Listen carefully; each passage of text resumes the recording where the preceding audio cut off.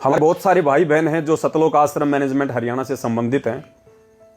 अपनी नादान बुद्धि के चलते हर वर्ष 17 फरवरी को संत रामपाल जी महाराज जी का बोध दिवस मनाते हैं। बोध दिवस का मतलब ज्ञान होना, यानी संत रामपाल जी ने 17 फरवरी 1988 को नाम लिया था, तो उन लोगों के अनुसार संत रामपाल जी को 17 फरवरी के दिन ही आध्यात्मिक ज्ञान हुआ था।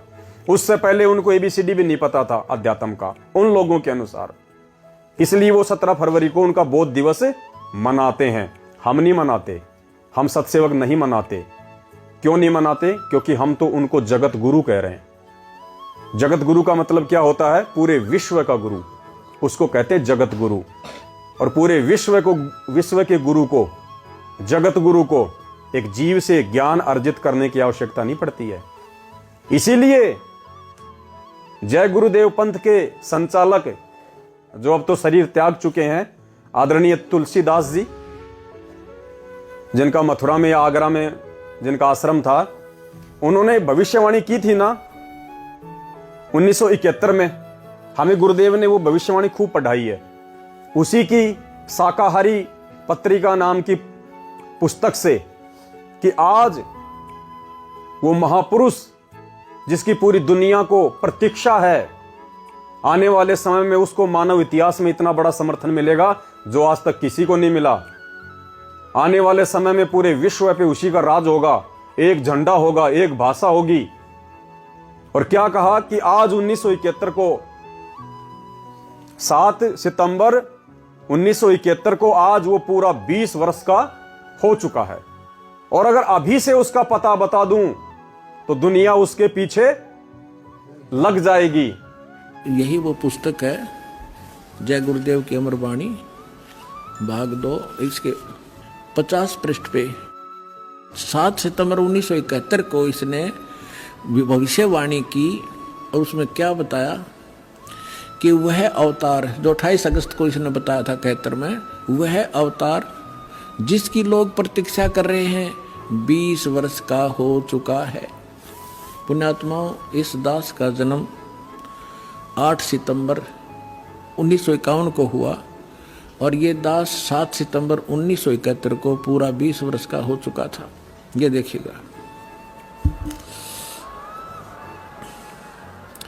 वह अवतार जिसकी लोग प्रतीक्षा कर रहे हैं वो 20 वर्ष का हो चुका है। यदि उसका पता बता दूं तो लोग पीछे पड़ जाएंगे। अभी ऊपर से आदेश बताने के लिए नहीं हो रहा है। मैं समय का इंतज़ार कर रहा हूं और सभी महात्माओं ने समय का इंतज़ार किया है। समय आते ही सबको सब कुछ मालूम हो जाएगा। ये 7 सितंबर 1971 को उसने भविष्यवाणी की।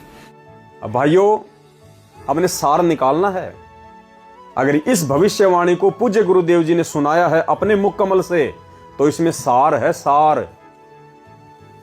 अगर संत रामपाल जी महाराज जी को सतलोक आश्रम मैनेजमेंट हरियाणा के अनुसार 17 फरवरी 1988 को स्वामी रामदेवानंद जी की शरण प्राप्त करने के बाद ही आध्यात्मिक ज्ञान हुआ है, तो जय गुरुदेव ने भविष्यवाणी 1971 में कर दी थी कि पूरी दुनिया उसके पीछे, जिसको ज्ञान ही नहीं है फिर पूरी दुनिया उसके पीछे कहां से पड़ जाती। वो कह रहा है अभी ऊपर से आदेश बताने का नहीं है, अगर बता दूं तो पूरी दुनिया उसके पीछे पड़ जाएगी। तो सोचिए, अगर संत रामपाल जी को सतलोक आश्रम मैनेजमेंट हरियाणा के अनुसार आध्यात्मिक ज्ञान ही 1988 में हुआ है 17 फरवरी के दिन, तो 1971 में उससे लगभग 18 साल पहले दुनिया किसके पीछे पड़ जाती? एक जीव के पीछे, जिसको आध्यात्मिक ज्ञान ही नहीं है, जिसको कुछ पता ही नहीं है। क्या उसके पीछे दुनिया पड़ जाती? ये संकेत किया परमात्मा ने। परमात्मा शुरू से ही परमात्मा होता है, आगे चल के परमात्मा नहीं बनता है। हम क्या पढ़ते हैं रोजाना नित्य नियम में? सतगुरु आदि अनादि है। सतगुरु आदि अनादि है, सतगुरु मध्य है मूल। सतगुरु को सिजदा करूं एक पलक नहीं। अब सतगुरु आदि अनादि है। आदि अनादि का मतलब क्या होता है? आदि यानी जो सृष्टि की शुरुआत से पहले से है, और अनादि जो सबके अंत तक रहेगा। तो ये परमेश्वर है। और इस परमेश्वर को परमेश्वर माने बिना हम चाहे कितने ही ज्ञानी बन जाएं, कितने ही महाज्ञानी बन जाएं, हम कितने ही गुरुजी को हलवाराम का भोग लगा लें, हम कितनी ही भक्ति कर लें, कितने ही हम मंत्र कर लें, हम यहां से पार नहीं हो सकते। जब तक हमारा हृदय और इस ज्ञान को आधार बना के हमारी आत्मा इस बात को स्वीकार नहीं कर लेगी कि संत रामपाल जी महाराज स्वयं कबीर परमात्मा है, वो कबीर परमेश्वर है। ये समझ लेना, हम नो मान लो कि इस दास के स्थान पर कबीर साहब बैठे हैं।